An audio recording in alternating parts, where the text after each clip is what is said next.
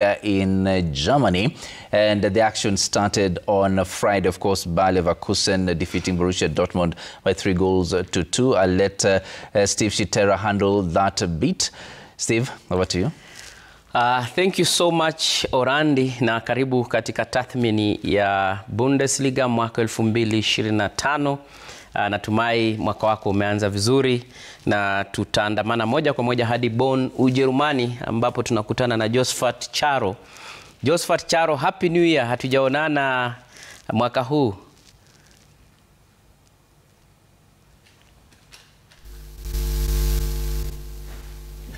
Charo?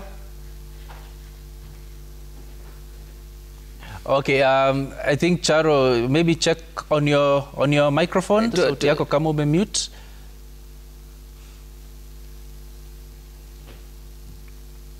Charo, mitambo kidogo, kipaza sauti.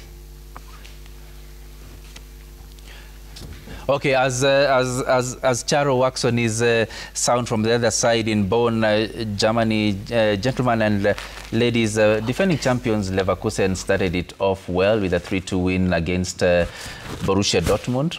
What do you make of the league so far? Bayern Munich also defeating Mönchengladbach.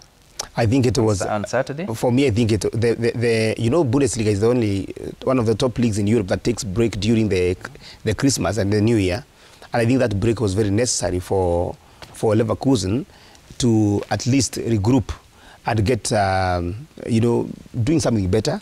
A win against Dortmund was a statement that really the team is at least regaining that impetus they had lost. Remember, after winning the league title unbeaten, they had such a big slump at the start of the season, but that win is showing that something is happening with at the Xabi Alonso's camp.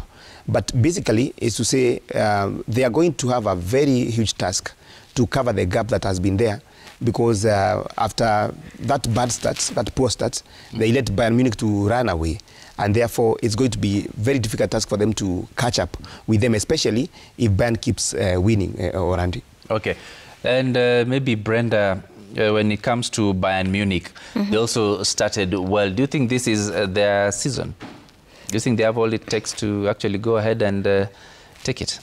They had starting the season well meant they're there to stamp authority and just make sure that this is the season they regain their glory, because there's a Bayern that wants to get back to winning and possibly get what do we call it, the Champions League. Yes. So they're so keen on it and opening that gap. Right now we're seeing that they're only 4 points.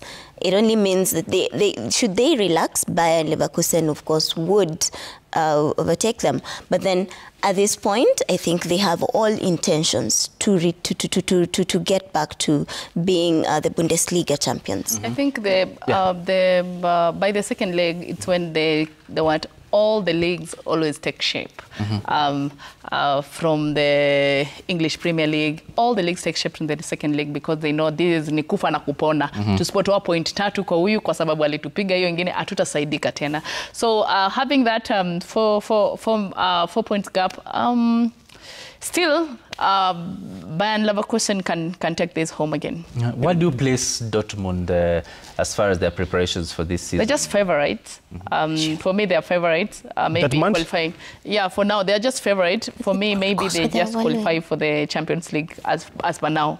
But the way they're now a mid-table team as but now. Yeah. Okay. For me, I think you see what has been happening at Signal Iduna Park is that Dortmund, they have been playing the business side of football more than the pitch football, where they produce some of the best players in Europe, but then they don't last long at Signal Iduna. They sell them, and that's why you have the history of all the good players. You're talking about Jude Bellingham.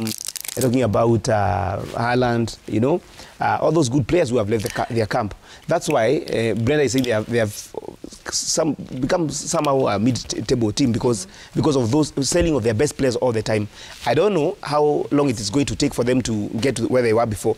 But I need also to give flowers to Alonso, because you see when coming to this match against Dortmund, some of the top players, like there's Nigerian called Victor, he was missing, and there's the guy who has been carrying them when it comes to, you know, their front line. Then again, Granit Xhaka was hit with some, he was sick, he did not prepare well for the match, but still they were able to come and get something out of it. So I think I agree that we are still far from the end of it.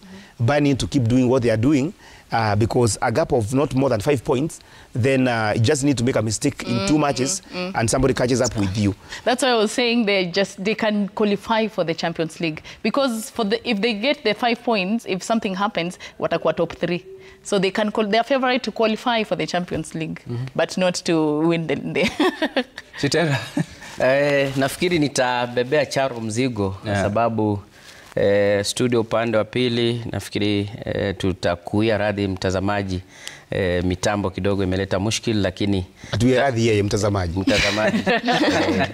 atuie radhi sababu tutarekebisha juma lijalo. But ukiangalia vile ambavyo Bundesliga ina shape up, nafikiri Bayern Munich wanafaa kuwa na wasiwasi, manake wamekuwa wamefungua mwanya mkubwa sana, na wapinzani wao hawajakuwa ni Bayer Leverkusen, walikuwa nasumbuana na Stuttgart, Leipzig, timu kama hizo.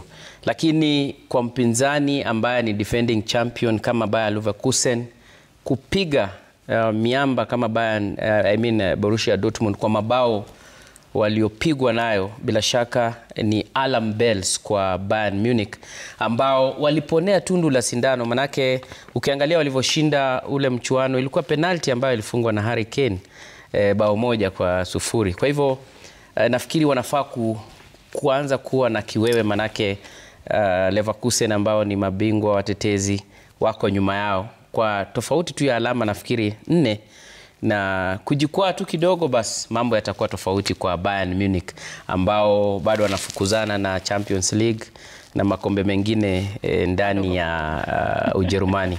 Miona Stera ameleza Kiswahili upande huu, sio kama tukaendelea pia tukiambiwa.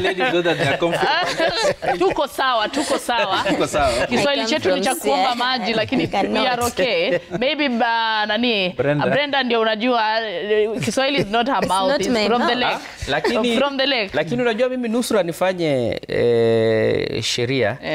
Wanasema kwamba lazima upate alama nzuri katika Kiswahili, upate alama nzuri katika Kiingereza. So nafikiri labda Kiswahili cha kuongea, lakini cha kuandika nafikiri yako sawa. When you look at Harry Kane, is this someone we expect he'll make a big impact this particular season? He's been flip-flopping this season. Si yule Harry Kane tuliona alikuwa top scorer wa last season. Msiala amekuwa kimpiku kidogo katika masuala ya mashambulizi na mabao.